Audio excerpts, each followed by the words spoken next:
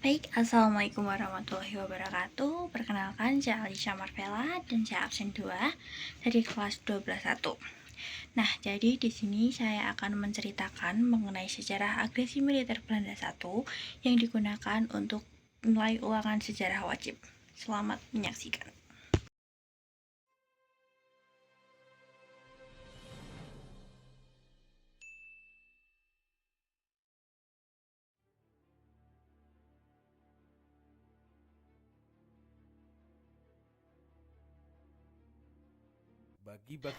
Bagi bangsa Indonesia, bulan Juli 1947 memiliki makna mendasar dalam perjuangan mempertahankan kemerdekaan Republik Indonesia yang diproklamasikan pada 17 Agustus 1945.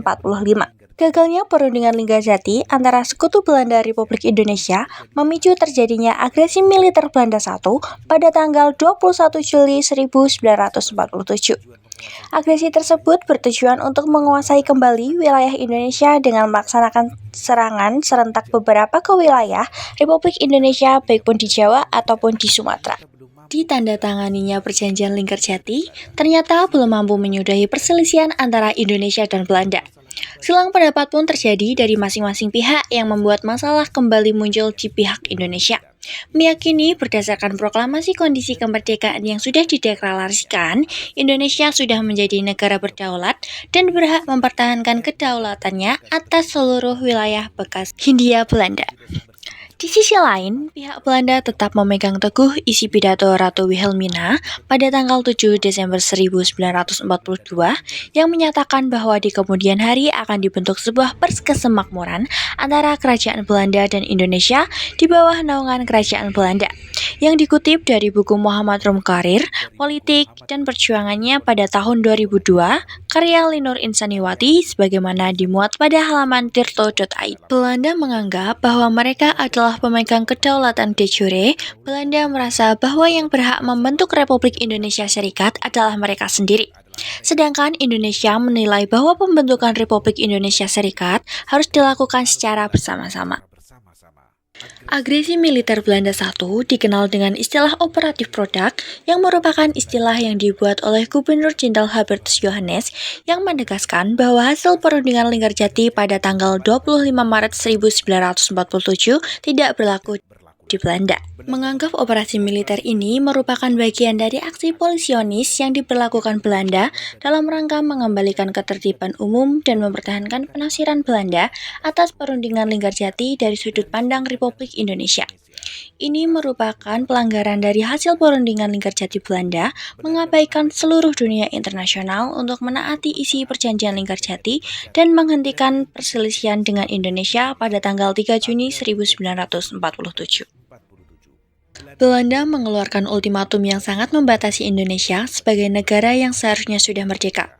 Indonesia merespon dengan membuat nota jawaban atas ultimatum Belanda pada 8 Juni 1947 yang berisi penolakan terhadap ultimatum Belanda. Indonesia menuntut tetap diberikan kebebasan dalam menjalankan pemerintahan Indonesia sembari menjalankan isi perjanjian Linggarjati. Nota jawaban tersebut ditolak oleh Komisi Jenderal Belanda pada tanggal 15 Juli 1947. Van Mook kembali mengeluarkan ultimatum agar Republik Indonesia menarik mundur pasukan sejauh 10 km dari garis demarkasi. Pemimpin Republik Indonesia menolak permintaan Belanda tersebut pada tanggal 20 Juli 1947, menyatakan melalui saluran radio bahwa Belanda tidak terkait lagi dengan hasil perundingan Linggarjati kurang dari 24 jam. Setelah itu, agresi militer Belanda I pun dimulai. Belanda mulai melancarkan serangan cepat dan mendadak dengan menggunakan kekuatan militer yang besar, serta ditunjang perlengkapan modern. Serangan tersebut tentu saja membuat pihak Indonesia terkejut dan tidak dapat menandingi kekuatan Belanda pada saat itu. Dengan kekuatan militer yang dibantu peralatan modern, pasukan Belanda dengan cepat menguasai Jawa dan Sumatera. Dari sebuah buku yang berjudul Agresi Militer Belanda memperebutkan benih campur sepanjang Katulistiwa dari tahun 1945 hingga 1949. Karya Pierre Hesburgh, 2/3 bagian Pulau Jawa diduduki hanya dalam waktu kurang dari 2 pekan.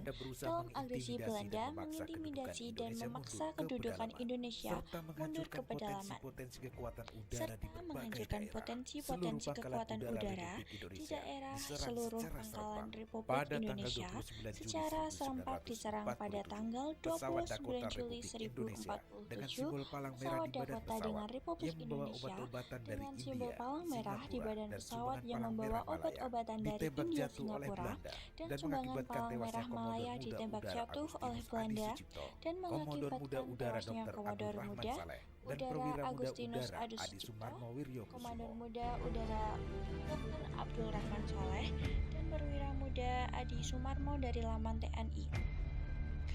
Menyebutkan penyerangan terhadap pangkalan-pangkalan udara yang masih proses perintisan yang bertujuan untuk menghilangkan atau mengurangi kemampuan Angkatan Republik Indonesia sehingga tidak mempunyai kesempatan untuk mengadakan serangan udara. Balasan terhadap Belanda, namun perkiraan Belanda tersebut salah. Angkatan Udara Republik Indonesia mampu melakukan serangan balasan. Kondisi ini justru memotivasi para pejuang untuk terus berjuang dalam mempertahankan kemerdekaan Indonesia yang berbekal 4 pesawat yang tersisa di Pangkalan Udara Mugo. Angkatan Udara Republik Indonesia melakukan perlawanan dan melancarkan serangan balik terhadap daerah-daerah yang berhasil diduduki Belanda. Di beberapa wilayah, Belanda berhasil menerobos pertahanan Tentara Nasional Indonesia. Keberhasilan Belanda tersebut membuat Tentara Nasional Indonesia berhasil menerobos pertahanan Tentara Nasional Indonesia. Keberhasilan Belanda tersebut membuat Tentara Nasional Indonesia tersadar bahwa dengan strategi pertahanan dengan kondisi pasukan dan persenjataan yang kurang memadai hanya akan membuang tenaga. Pada akhir Agustus 1947, pasukan Siliwangi kembali menyusun kekuatan dengan memanfaatkan kondisi alam dan juga medan pertempuran. Selain itu, TNI juga menyusun kekuatan pertahanan gerilya. Serangan gerilya ini ditujukan pada sektor-sektor penting seperti jalan-jalan penghubung logistik dan pos Belanda dalam praktiknya. Serangan gerilya yang ditunjukkan pasukan Siliwangi di Jawa Barat mampu melumpuhkan usaha perkebunan yang merupakan sektor ekonomi penting bagi Belanda. Pemirsa, agresi militer Belanda satu ini mendapat kecaman dari dunia internasional, termasuk Amerika Serikat dan juga Inggris. Kedua negara tersebut merasa kecewa dengan adanya serangan yang dilakukan oleh Belanda. Mayoritas negara khawatir dengan pergolakan dengan efek berkepanjangan yang akan berakibat kepada kekacauan politik, militer, dan ekonomi. Pada tanggal 1 Agustus 1947, Perserikatan Bangsa-Bangsa meminta agar kedua pihak untuk menghentikan aksi tembak-menembak.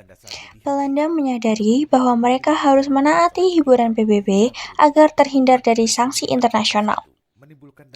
Tanggal 5 Agustus 1947, agresi militer Belanda I dihentikan, untuk kemudian kembali membicarakan masalah ini melalui meja perundingan. Agresi militer Belanda I menimbulkan dampak negatif sekaligus dampak positif bagi bangsa Indonesia. Dampak negatif bagi bangsa Indonesia diantaranya, kekuatan militer Indonesia semakin melemah, wilayah Indonesia semakin sempit, dan juga korban dari pihak Indonesia baik dari tentara maupun rakyat berpengaruh terhadap perekonomian negara dan mengganggu stabilitas politik. Sedangkan dampak positif Indonesia yaitu dukungan internasional kepada Belanda merosot ke beberapa negara lain sehingga mengakui kemerdekaan Republik Indonesia secara de jure. Indonesia menerima dukungan dan simpati dari dunia internasional serta memperkuat posisi Indonesia dalam perjanjian internasional pada tanggal 17 Agustus 1947. Pemerintah Republik Indonesia dan pemerintah Belanda menerima resolusi Dewan Keamanan untuk melakukan gencatan senjata, dan pada 25 Agustus 1947, Dewan Keamanan membentuk suatu komite yang akan menjadi penengah konflik antara Indonesia dan Belanda. Australia. Komite ini awalnya hanyalah sebagai Komite of Good Official Power Indonesia atau Komite Jasa Baik untuk Indonesia, yang lebih dikenal sebagai Komite Tiga Negara, karena beranggotakan 3 negara yaitu Australia yang dipilih oleh Indonesia, Belgia yang dipilih oleh Belanda, dan Amerika Serikat sebagai pihak netral. Australia diwakili oleh Rancis Kirby, Belgia diwakili oleh Paul van Jelen, dan Amerika Serikat menunjuk Dr. Frank Graham sebagai gencatan senjata. Akhirnya tercipta, akan tetapi hanya untuk sementara.